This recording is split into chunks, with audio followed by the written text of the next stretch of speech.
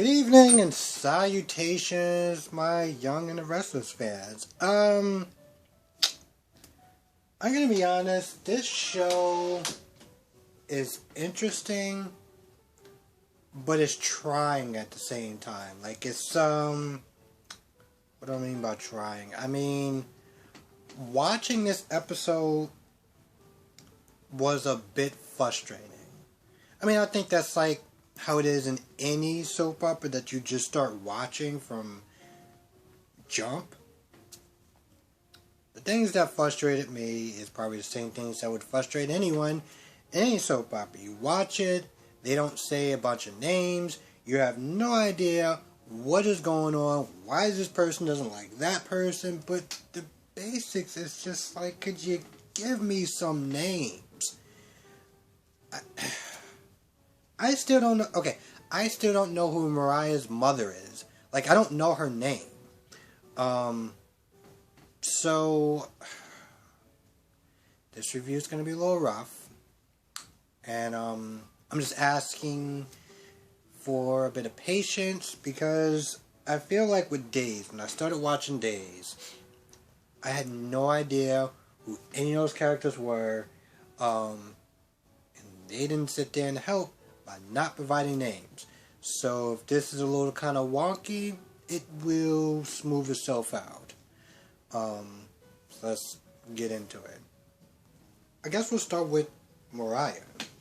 So Tess is talking to her mother.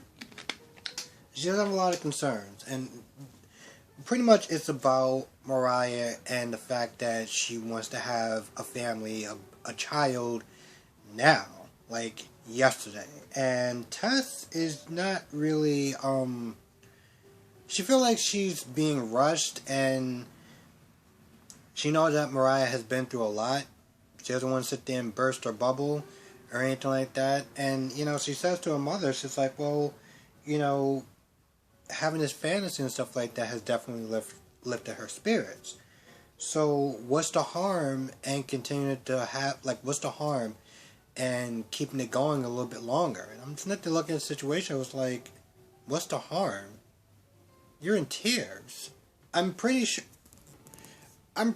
there's some harm somewhere. And the mother's just like, listen, talk to her.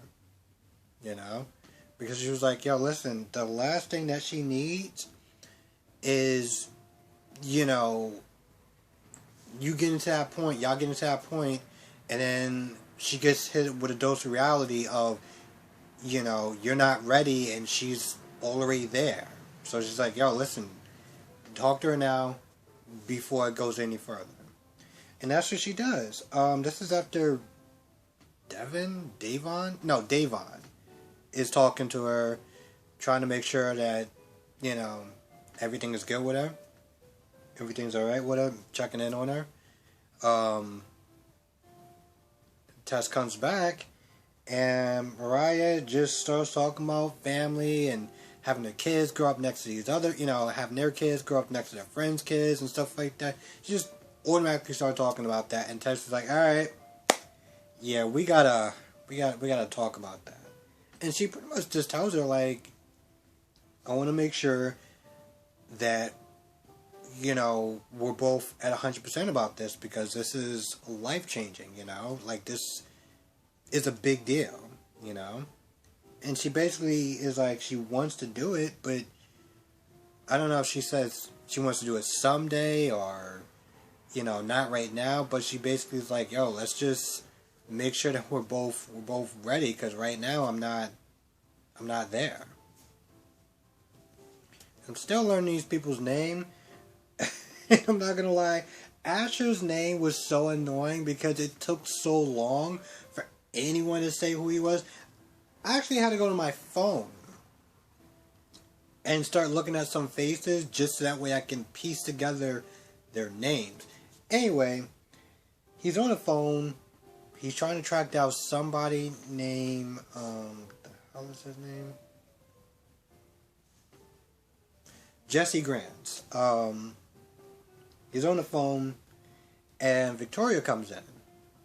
And he pretty much lies right to her face. Oh, I was talking to, some people because, not everyone is on board with the merger and, just trying to make it about business. And she's like, all right, listen, if we're going to do whatever this is, apparently they're getting married. She's like, I need you to be honest with me. Just 100% honest with me. Tell me about your past and we'll sit there and whatever it is, we'll work through it together. But before she can get an answer, her mother comes in there. And at that point, she's like, oh, I didn't mean to sit there and interrupt. And Ashley's like, no, it's cool. I got like things to do, like not in here, so I'm just gonna abruptly leave now. I mean, this guy literally could not wait to get out of there. He practically was a vapor trail behind him.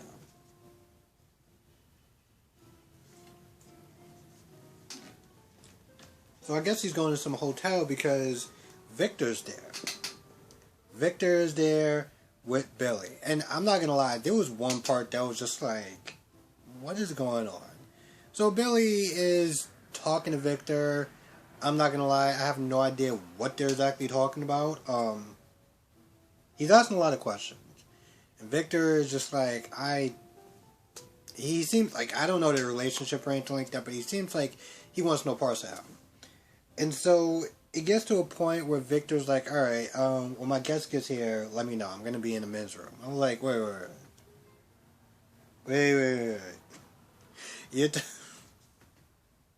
You tell me this grown-ass man decided, because he didn't want to have anything to do with Billy, he was like, I'm just going to go in the restroom and just hide out there for a good 20, 30 minutes until my guests arrive. I'm like, did he really just run in the bathroom to hide? Anyway, and I hope that's not the case. I hope I misheard what I heard. Please tell me in the comment section, did he not just actually go in the bathroom to hide from Billy? And to be honest, I didn't even know his name. I was just going to call him Jason Thomas's character, because, well, it was either that or call him Patrick Drake. And I don't think anyone that watched this show probably watches General Hospital and they wouldn't know about that character because he was a long time ago. Not that long ago, but long enough.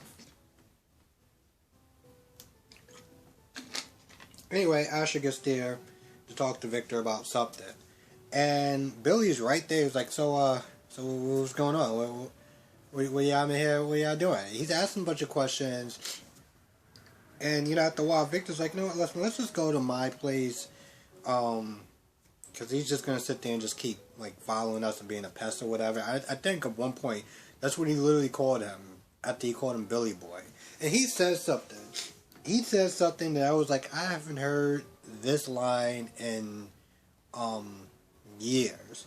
And it's something along the lines of, why don't you take a long walk off a short cliff? And I'm like, I almost want to rewind that, but I don't want to rewind it back too far. But he really just said, why don't you take a long walk off a short cliff? I'm like, okay, I gotta sit there and find out more about this guy, because this guy is using language and slang that I don't even know if my parents actually remembers that stuff. But anyway, he gets in a hotel room with Asher, and he practically was like, yo, listen, you know that guy, Jesse Grant? That's his name? Yeah, Jesse Grant. He was like, yeah, I took care of that for you. Apparently this guy was blackmailing Asher for years. And Victor was like, alright, listen, I took care of it. I told him he can either go to jail for blackmailing, or I can just, give him some money and let him be happy. I got him, don't worry about that. And he practically tells Asher that, yo, listen, I'm very fond of Victoria. As long as you make her happy, I'm good. The minute that she's not happy anymore, I'll practically just undo what I just did. You understand what I'm saying? And without understanding, they toast to a drink. And, yeah. I'm not gonna lie. When I saw Billy Smith there, like kind of hitting the sauce hard, I'm like, bro, isn't it like 12 in the afternoon? I mean, I know that the whole saying is like it's 6 a.m. somewhere in the world, or it's 12 a.m. Whatever time it is that people normally drink, that's what they say. But I was like, bro, you hitting that sauce a little kind of hard there, bro. It's like 12 o'clock or something. Anyway, he at some point he makes a beeline to talk to Victoria, and he brings up something about Jesse Grant, and Victoria's like, yo, at this point she didn't even want to listen to whatever he had to say. Apparently they were in a relationship or something. I don't know what happened, but it was some sort of fallout. And she's just like, she doesn't want to listen to what he has to say. She doesn't want to hear it. You know, Asher is her future, and that's pretty much all that matters. Like, even if it's about Asher, she doesn't care. Which, I'm pretty sure at some point she will start to care. And granted, I don't know these characters. This is literally my first day watching this show. But, I'm pretty sure whatever it is, after a while, she's going to want to know. And the fact that this dude is being really vague is not helping, I don't know, trust or something. By the way, why the hell are they getting married? Is this like a merger of a business? Are they really like, I don't know, thing? I mean, on top of that, I mean, Victoria and Asher, Victoria looked like she could be Asher's daughter. But, okay, sure, whatever. And again, here's where it gets a little tricky for me. So, Devin goes over some woman's house that's blind. Apparently they actually have a lot of blondes in the show. He goes over this woman's house, and she's a little tired or whatever, so he's like, yo, listen, let me take the baby out, because, you know, the baby's crying or whatever. Let me take the baby out. I think his name is, I'm not gonna lie, I don't remember what the hell his name is. But he takes the baby out for a walk, and he just starts talking about how the baby's going to be very loved by a bunch of different people. I think he brings up her grandmother, or his grandmother, and his dad, and some other people. I'm not going to lie, I kind of was just like, was that scene really necessary? But, okay, sure, we're doing that, so. Oh, and, Mariah, I think that's her name.